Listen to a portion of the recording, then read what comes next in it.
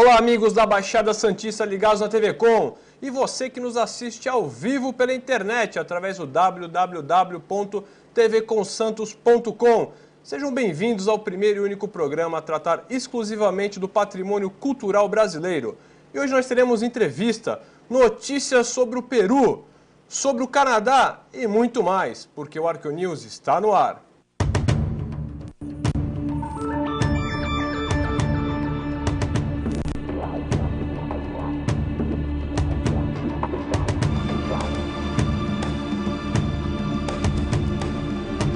Gostaria de agradecer a sua audiência e as críticas e sugestões que vocês têm enviado para a nossa produção através do contato @arqueonews.com.br. E gostaria aqui de falar dos meus amigos, das minhas amigas lá do CEON, em Chapecó, a Miriam, a Fernanda, a Amanda, que tem sempre nos assistido através da internet ao vivo ou através da nossa página da internet no www.arqueonews.com.br.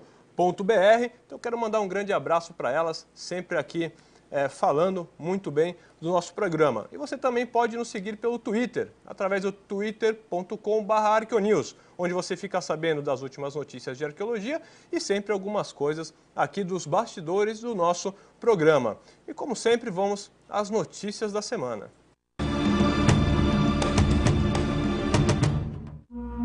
A paisagem tranquila deste sítio arqueológico no norte do Peru esconde um passado de violência.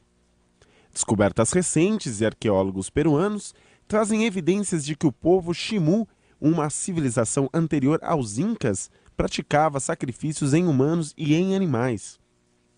Os restos destas 40 crianças e 74 lhamas trazem marcas do sacrifício, ocorridos há cerca de 800 anos. O arqueólogo Gabriel Prieto diz que os corpos têm marcas de violência e foram encontrados na mesma posição. Os ossos também estavam deslocados e há indícios de que alguns órgãos foram manipulados. O arqueólogo explica ainda que as crianças aparentemente tiveram o coração arrancado. Em todos os casos, as lhamas foram colocadas em cima das crianças. Segundo a crença Ximú, isso ajudaria no transporte dos pequenos para o mundo dos mortos. Até agora, quase não havia evidências de que povos andinos praticassem sacrifícios humanos. A descoberta sugere ligações entre o povo Ximú e outros indígenas do continente, como os astecas do México, que também praticavam sacrifícios. A resposta talvez esteja neste sítio arqueológico, escavado próximo ao local onde os corpos foram encontrados. Nos murais das antigas ruínas Ximú, mais sinais de sacrifícios humanos. Sacrifice scenes. Em uma cerimônia solene marcada por protestos, a Alemanha devolveu 20 crânios retirados da Namíbia após o que muitos historiadores chamam de o primeiro genocídio do século XX. A ministra de Estado alemã, Cornélia Piper, lembrou o momento mais tenebroso da história entre os dois países e falou em arrependimento, mas foi prejudicada por manifestantes que gritavam "nada de remorso, diga sinto muito". Alguns namíbios presentes ainda entoaram juntos genocídio. Em 4 anos de guerra com o país africano, a Alemanha pode ter matado 75 mil pessoas no começo do século XX. E no próximo bloco teremos a presença do pianista Antônio Eduardo. Nós vamos a um pequeno break. Vocês ficam aí, nós já voltamos.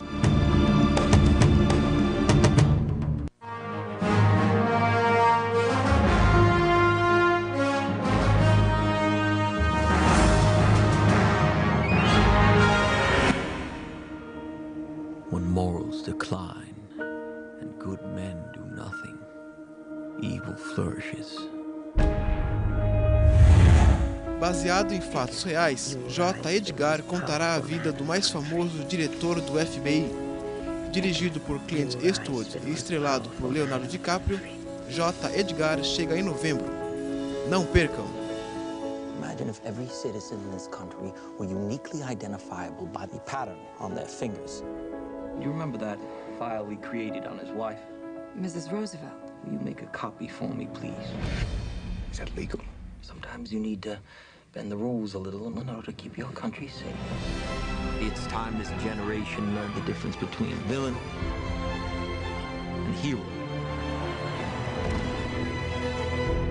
Even great men can be corrupted.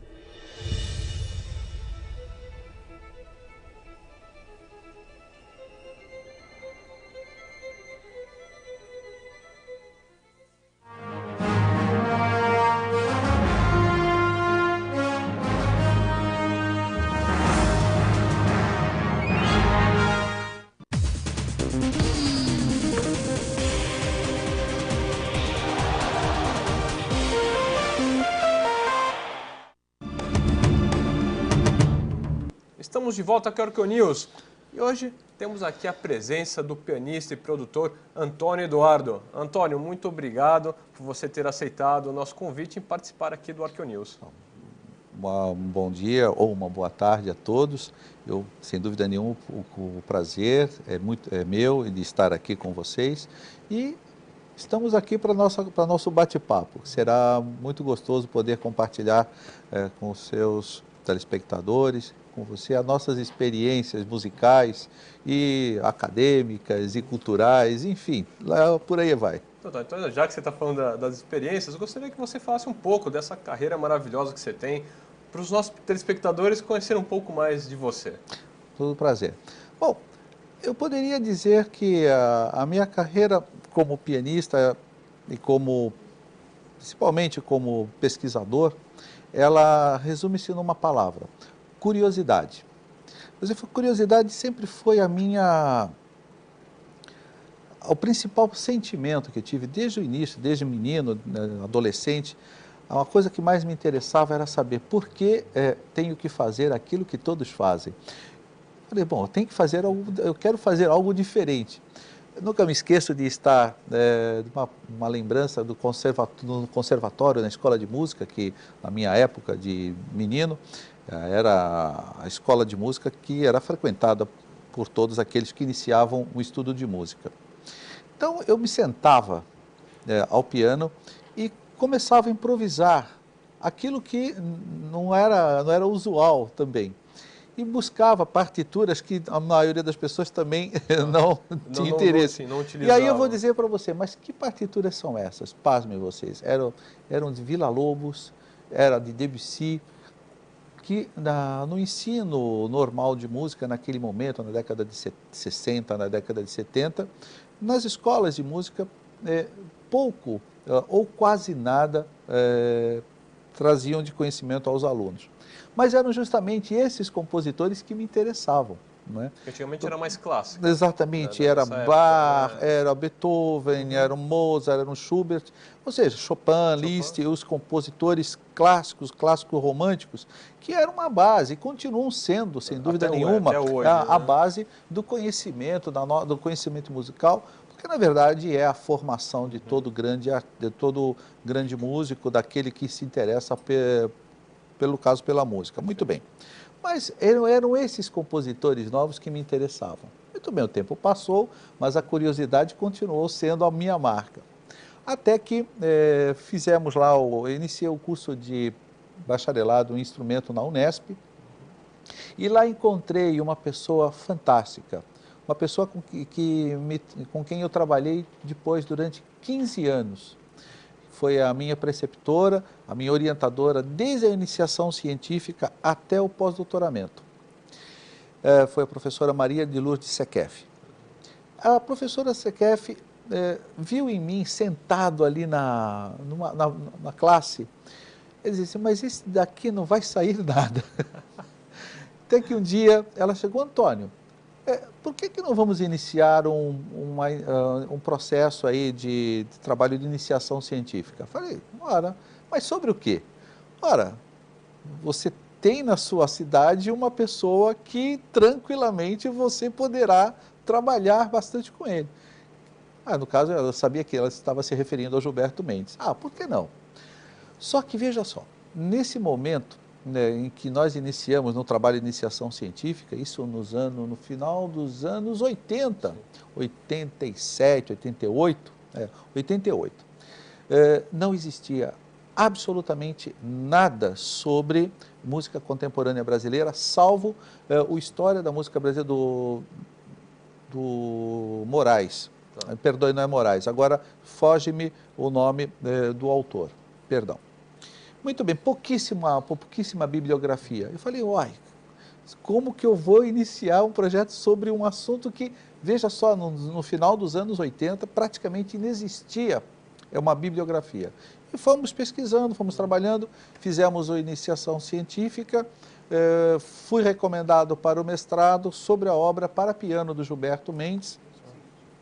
E a partir daí, trabalhando com o próprio Gilberto Mendes, nós iniciamos um trabalho muitíssimo interessante de divulgação, não só da obra para piano do Gilberto, como também em relação ao próprio painel, grande painel cultural que foi o Festival Música Nova aqui em Santos. Mas começou aqui o festival, não? Sim. Começou Na verdade, ele teve o seu início em São Paulo, na Bienal de Arte. Mas foi em Santos que ele solidificou uma carreira de mais de 40 anos aqui. Vai fazer 50 anos já, né? Exatamente, fará ano que vem 50 anos aqui. Mas essa é uma outra história que podemos conversar mais para frente. Mas aí, né? Então consolidou aqui. Consolidou aqui em Santos a tradição, digamos, da música de vanguarda.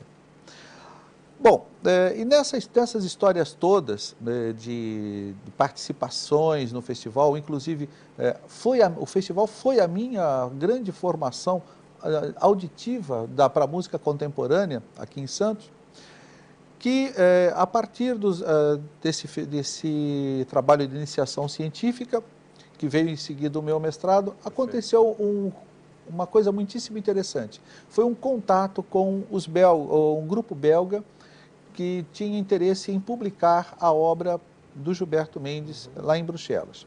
Foi quando eu conheci o Alain Van Kerkhoven, a pianista Mireille Iglesias, e nos tornamos muitíssimos amigos. Até hoje somos muito amigos, sempre vou para Bruxelas, eles vêm sempre para a minha casa, e eles me convidaram para organizar uma coleção de música contemporânea brasileira, que é a Antônio Eduardo Collection, né?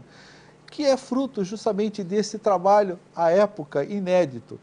E foi a partir desse nosso trabalho de música contemporânea que ampliou-se um leque vastíssimo para a pesquisa da música contemporânea brasileira. Uma coisa eu posso realmente dizer com absoluta certeza: foi justamente a partir daquele dedo apontado para mim na classe pela professora Sequef que despertou não só em mim, mas a partir do meu trabalho iniciou uma espiral de interesse pela música contemporânea brasileira no mundo acadêmico.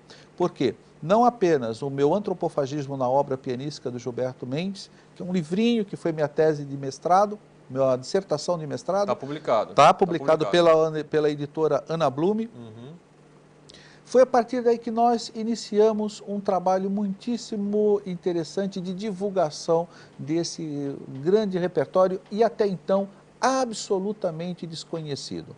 Não posso deixar de falar também que não só em relação ao meu trabalho, mas eu tenho que falar sobre o trabalho também de um outro Eduardo, que aliás foi uma pessoa com quem eu tive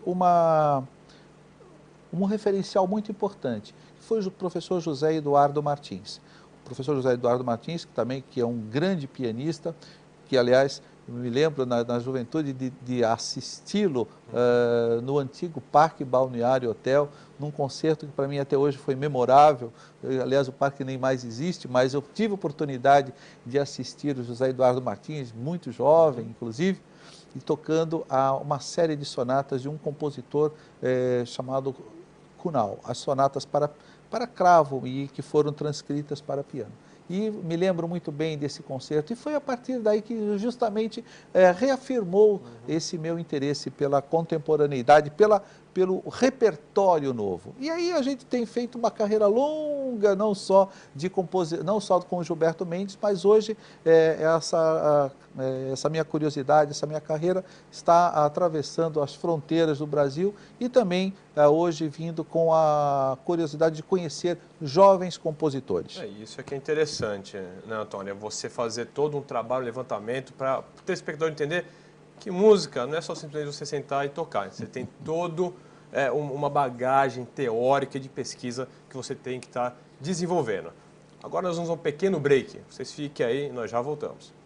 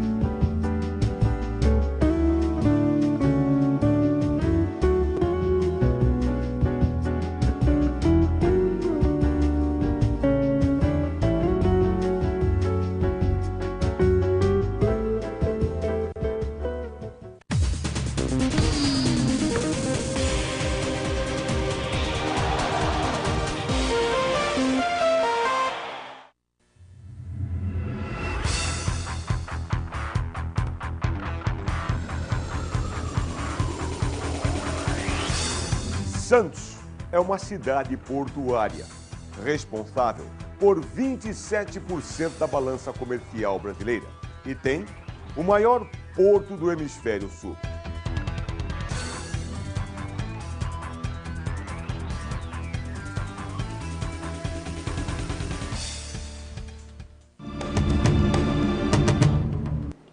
Antônio, no dia 14 agora desse mês, nós temos aí o terceiro e último recital da Mostra de Música Contemporânea. Então, para o telespectador ficar sabendo o que é essa mostra e como é que vai, onde vai ser, como é que vai ser esse último recital. A Mostra de Música Contemporânea, idealizada por mim e com apoio também da Secretaria de Cultura de Santos, e também agora com um apoio importantíssimo, que é do Instituto Artefato Cultural, ela vai ser o terceiro concerto, sendo que no Teatro Guarani, dia 14, sexta-feira, às 20h30. Será um programa com um pianista, Gustavo Fiel,